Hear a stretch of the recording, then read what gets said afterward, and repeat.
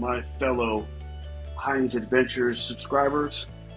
Again, this is Eddie, and I am currently on beautiful Carnival celebration on our final day of the cruise headed back to Miami. What I wanted to do is sit down and give you a review of how good this ship actually was. So we're going to go over a few topics. So I'm going to go over getting onto the ship, my experiences of our cabin itself, the different zones of the ship. There's actually 6 of them. I'm going to talk about the food and all the delicious varieties they have here. I'm going to talk about all the ship activity, of the stuff there was to do. Now, Lee was our ship director, and he did an excellent job of making sure there was stuff to do on the ship the entire 7 days. I'm going to talk about the shows on the ship. I'll also talk about the ports of call, what was there to do, what we actually did on the cruise. And then I'll just give you an overall comparison to previous cruises that we've been on. Royal Caribbean, another ship that we've been on. And then we're going to preview the next cruise that we are going to arrive on. So now I'm going to talk about our experience getting onto the ship. So for us, we really didn't have any issues getting on board. It just took some time since we flew in from Fort Lauderdale and waited for the shuttle to take us actually to the ship. We did, however, arrive within our required boarding time, so we were good with that. And we got on the ship quickly. Wasn't a problem. However, others did not share a similar fate, as they were overcrowded getting onto the ship. I'm talking including the platinum and diamond people. There were so many people that were in the waiting area for the diamond and platinums. They actually told the diamond and platinums to go to the common area because there was no more room. I'm sure they're going to experience that comment section pretty hard. And then there were some others that they were almost left behind due to travel issues getting to the ship from either Miami or driving. So other than that, it wasn't that bad getting on board. Now let's talk about the cabin. Now we took a balcony cabin, which they considered a junior balcony, but it's kind of large for a junior balcony. So as you see, I'm here on the actual balcony here with the beautiful gateway to the water behind us. But in our cabin, we had a large king-size bed. We had a couch, which turned into a bed. We had a huge lit vanity mirror. All the controls for the lights were actually behind the bed. It had a reading light on each side and USB port. I'm going to tell you about that. Now on the table, they actually had 3 US ports, sockets, and 4 USB ports. They were only 2 amps, but if you're charging something that's like not a lot of power, I'm not talking a smartphone, I'm talking about headphones, something like that, you're fine. I would still recommend you bring a big cruise certified surge protector and bring that, so that will give you extra power. They also give you 2 huge closets with shelves that actually create themselves, as well as a shoe rack. So the shoe rack is pretty cool. But the jewel of this room was the bathroom. Why was the bathroom so cool? For the first time in Carnival history, instead of a shower curtain dripping water all over the floor, they had a shower door. That is correct. A shower door which protected the floor from water. It was a blessing.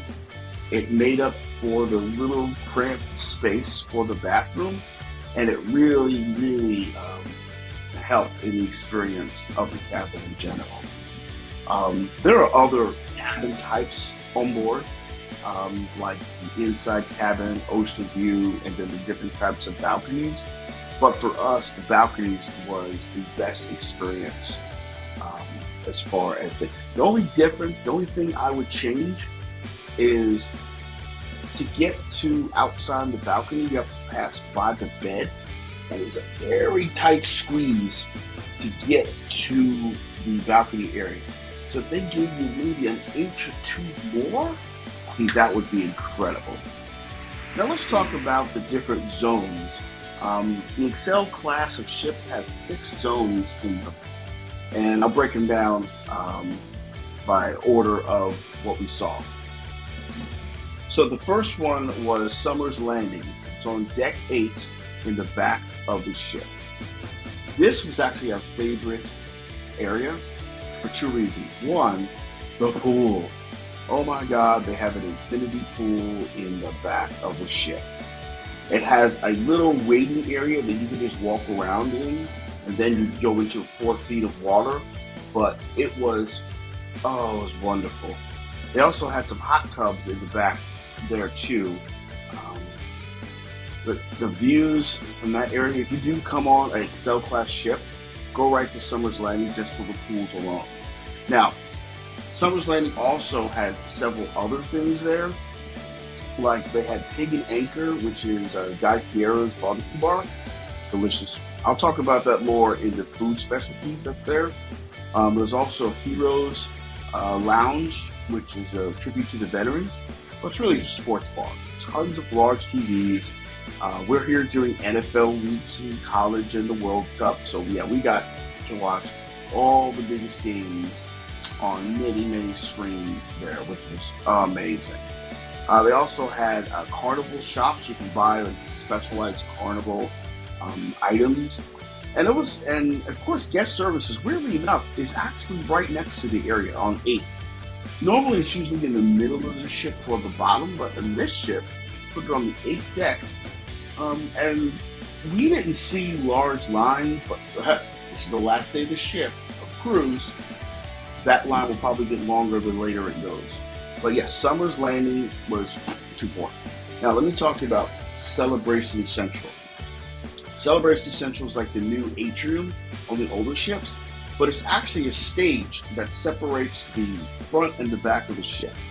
This was where all the major shows were happening, from the playlist performers to EDM to even questions and answers for the cruise director. The only thing I would change about that is they should have assigned seats at least on the 6th deck, because it goes 6, 7, 8 that you can sit down and watch. And there's people always fighting on the 6th deck trying to get the best seats.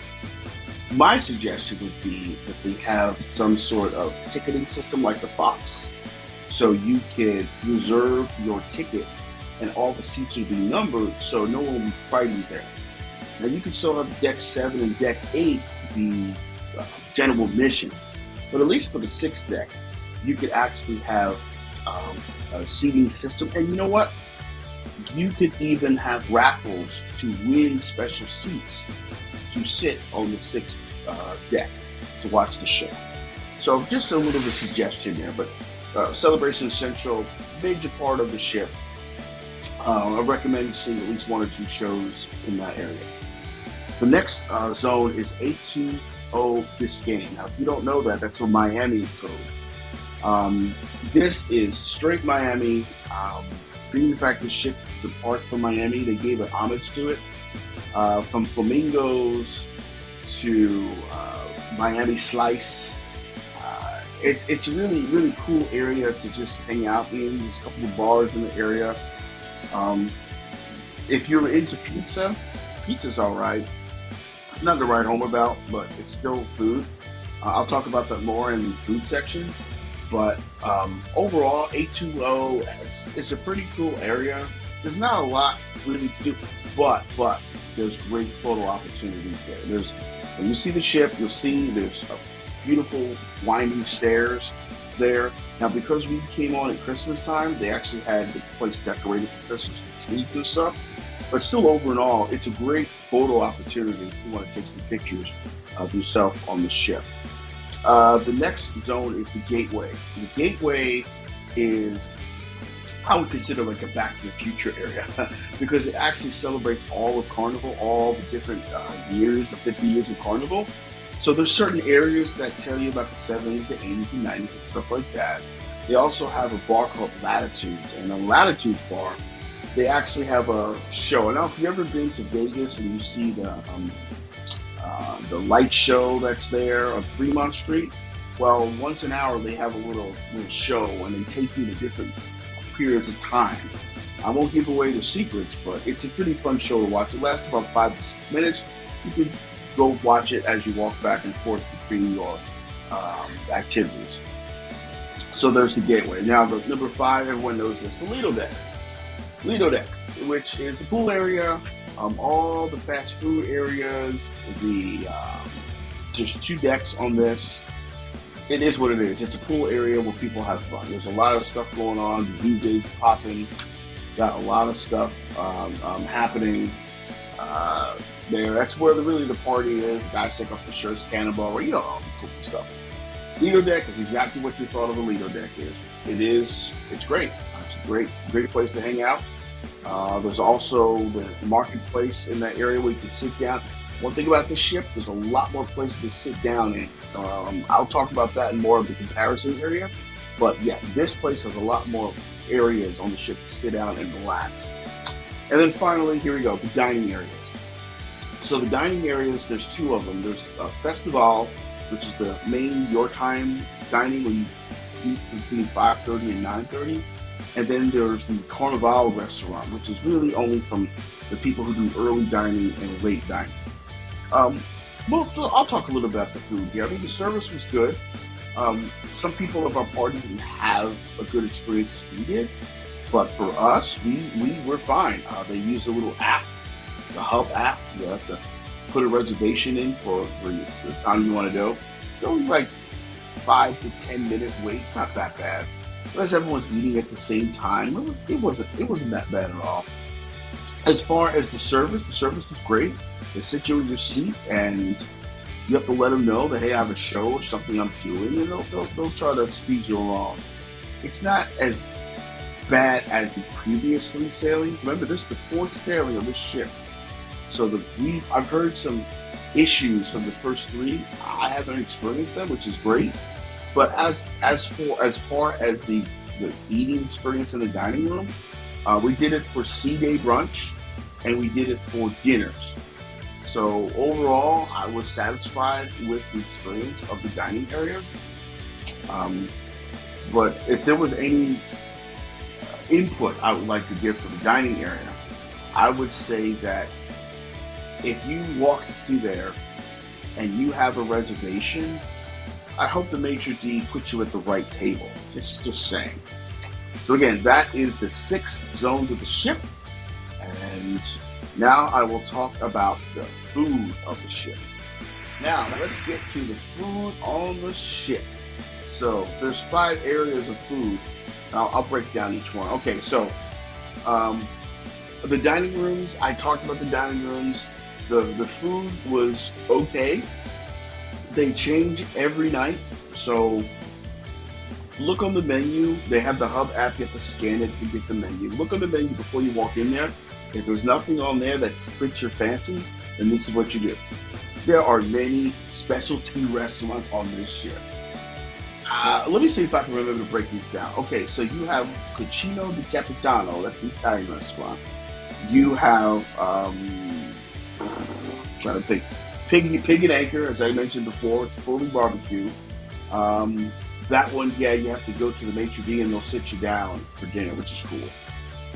You have the seafood restaurant. There is a hibachi restaurant called teppanyaki, Banzai Teppanyaki. We actually experienced that. That was a great show. The guy who did the presentation, top notch. Much better than anything you've seen on land. So good job for him. There's also a shebang restaurant, which it's a fusion of Chinese and Mexican. The nachos were okay. Just the food it just didn't work. They had good presentation as far as the show that was going on. Two dragons, one red, one black, ran through the place. Really nice. I was like, well, where's the Mexican version? I don't know, but that was all right.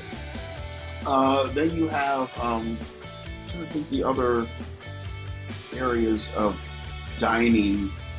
Those were the main ones as you either pay for or is included on the ship.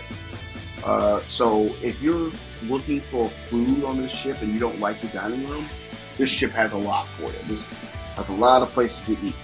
Now there's also some fast food options. Biggest one, everyone knows, Guy Burger. Guy Burger is probably the most famous burgers in the cruise industry. Delicious, but we have a new champion, ladies and gentlemen. Shaquille O'Neal has the big chip. That is the best tasting chicken sandwich on the seas, and it put Guy's Burger to shame. That was a delicious. Not only do you have a great sandwich, like a regular sandwich, they also have a chicken biscuit that makes Chick-fil-A go, oh no! Yeah, that was delicious. I actually have that 4 or 5 times on this cruise. You've got to have it. Unlimited to eat. And yeah, you got to do Shack. But there's also other things. There's called street eats. I just had some of that. It was every day they changed the menu. So I had peppers and onions with rice and potatoes. That was really good. They have a fast fries. No, time flies. And it's just different things you put on French fries. They have iguana bar, which is Mexican tacos and burritos. They have, like I said, Miami slice, the pizza. But like I said, if there's anything you want on the ship, there's something for you to eat there. And then snacks. There's lots of snacks on there. There's a candy shop. There's a cookie shop, a bakery. And again, Miami Slice is considered a snack because you're eating it till 4 a.m., so you got that. So there's lots of snacks. And then, of course, the bars. Lots of bars. You like to drink, and you drink less than 15 alcoholic beverages a day, you may want to get the Cheers package. It's much cheaper than buying 15 drinks. But overall, the bars, pretty busy. Lots of people drinking. I had a couple of drinks. I'm more of a free drink guy rather than a hard liquor guy, but the bartenders were fantastic. You know, tipped the waiters. It was great. Even inside the shows, they had bars in there so you can at least get your drinks on. And they were very plentiful with that. Quick with the service. So I enjoyed the bar experience. So that's all there is about the food. Cruise ship food. If you like it, you'll love it. If not, maybe cruising's not for you. Now, let's talk about the ship shows. The activities that were productions. So they had a thing called a playlist group. It was a group of about 8 or 9 singers and dancers. They were good. They were really good. They had about 5 or 6 different shows over the 7-day period. The best one, my opinion, was the circus. The acrobats that were doing the performances was top notch. There was even a couple of performers who didn't even have an anchor on them in case they fell. They literally were flipping up and down through a painting, and they were fine. They got rose up in the air about 100 feet. And, yeah, they were good. And the singing was great. They had a lot of games tunes for you to sing to, a lot of Latin tunes, even Christmas. They had a Christmas show, which I love. They got all the crew members up, and they just thanked them. I mean, I really got to thank your crew members because there's a lot of them on the ship, about 1,100. By the way, there's 5,100 people on this ship, cruisers. So if we're 1,100 staff, 5,100, that's tough. But they're doing a great job so far, including Gusti, who is our ship steward. Very, very excellent job. But I got to tell you, the best entertainment on the ship was the comics. I think the comedians were the best. These 5 guys blew it away with laughter and fun. First, it was Tim Young, and then it was was it? I think Tim was the first one, and then it was Tom Young. I'm sorry, Sorry, Tim. Tom Young, and then Billy D. Washington, C.J. Jones, and Happy Cole.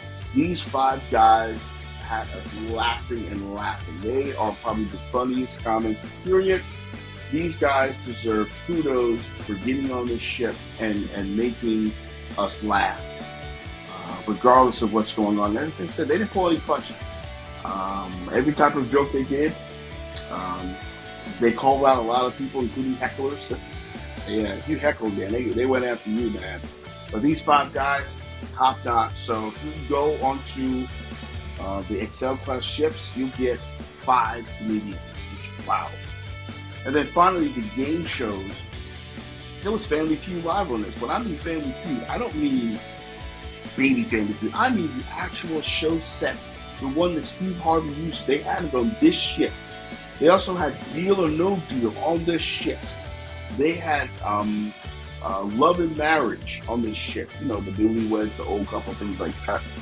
They had a lot of shows as far as game shows. And then, of course, you had trivia, which your man won twice. I won for Seinfeld, and I also won for slogans, like brand slogans. Pretty good.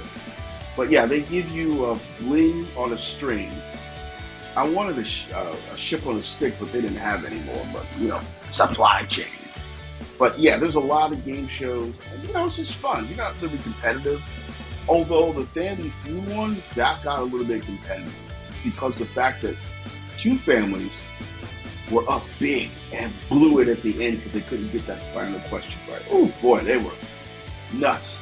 So yeah, the game shows, trivia, comics, playlists, yeah, entertainment galore on this ship.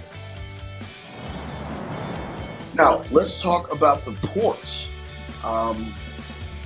We went to 3 different ports on this cruise. We went to Amber Cove, we went to San Juan, Puerto Rico, and St. Martin. And then, of course, we're going to end in Miami. So let's just go over what we did to Amber Cove. Now, Amber Cove, we actually did ATVs. Yes, we jumped on ATV vehicles, me and my wife, Janetta. And we actually went, first it took an hour to get to the spot where we were going to ATV. Then there was a beach there, so we hung out at the beach. But the ATVs were very muddy because it rained the day before. That was amazing. We went, my top speed was about 22 miles an hour. We had about 13 people in our ATV course, but we had a great time. I mean, it was just fun to just get out there and, had a little helmet on, and we had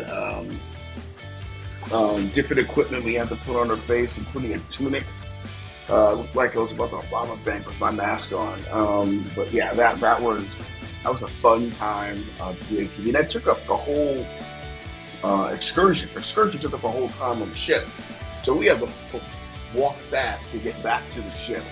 The ship was leaving at 3:30. We got there about 3:25. Woo!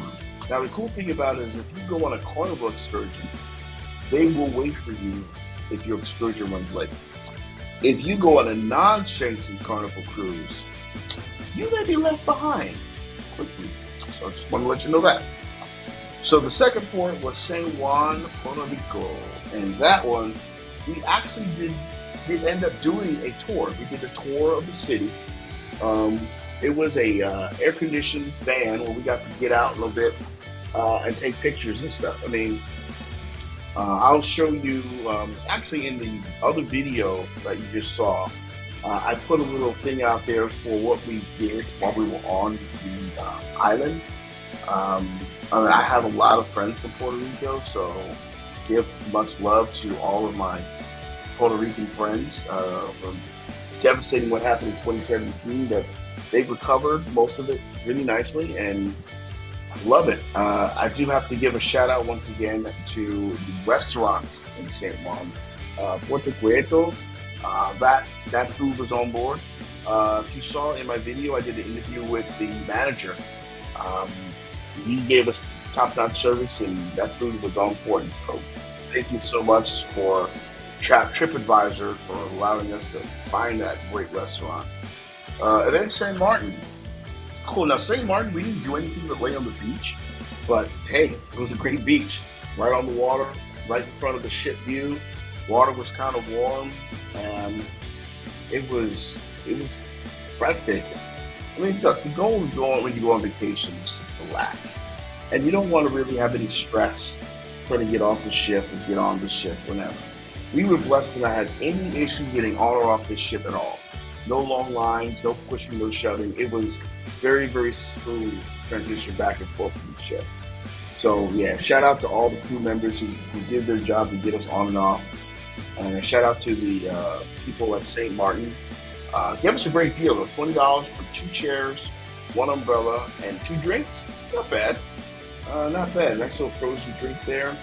And yeah, just nothing bad I can say about any of the 3 ports. These are excellent. So if you're looking, hey, I want to go to a certain port, I would say, St. Martin and Neighbor Cove are pretty good destinations as far as going there. And of course, Miami. Miami, I mean, we did Havana. We did the Little Havana area. Just enjoyed it. And that was my first trip to downtown Miami, so it was great seeing all the activities that were going there and just the sights to see.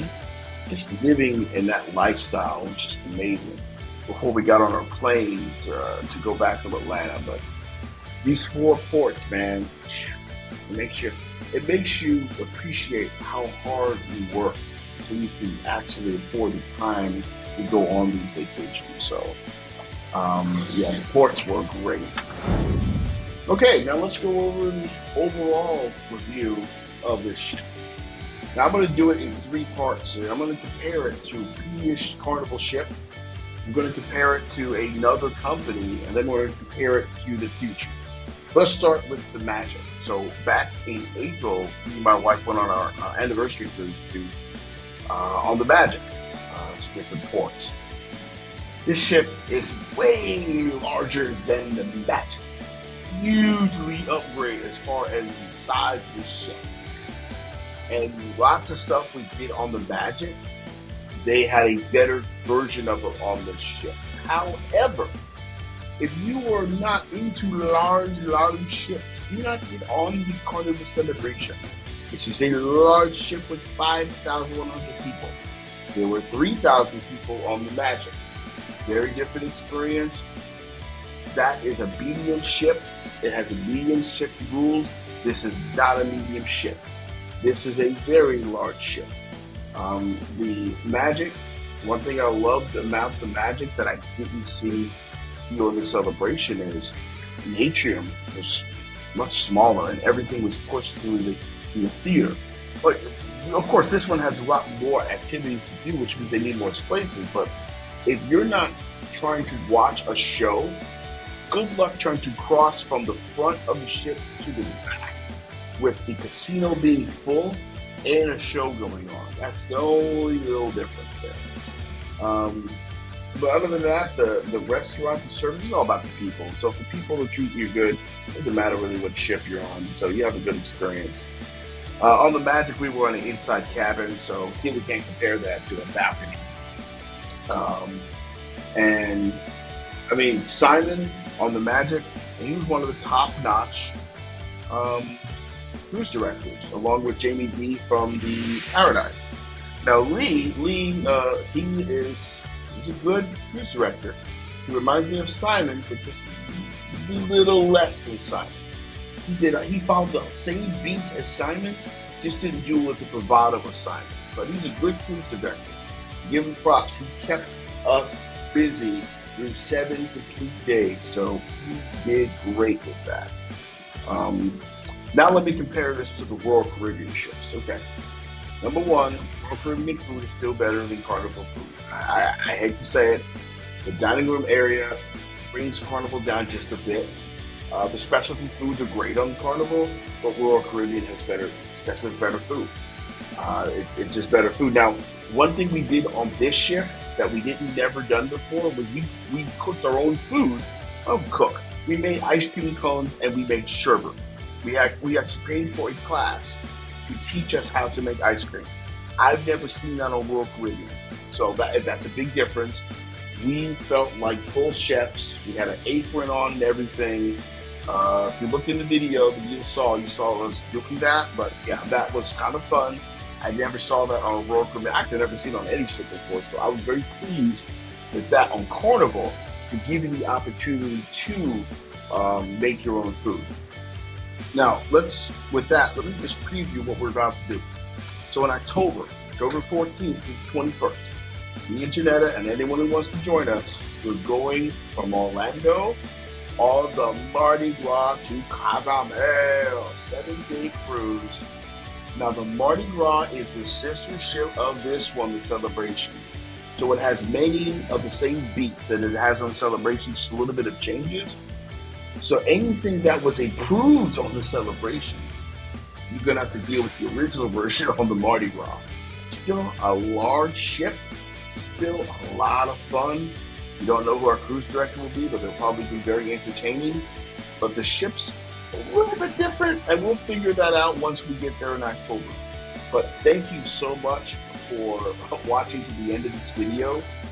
And please like this video if you enjoyed the content and want more.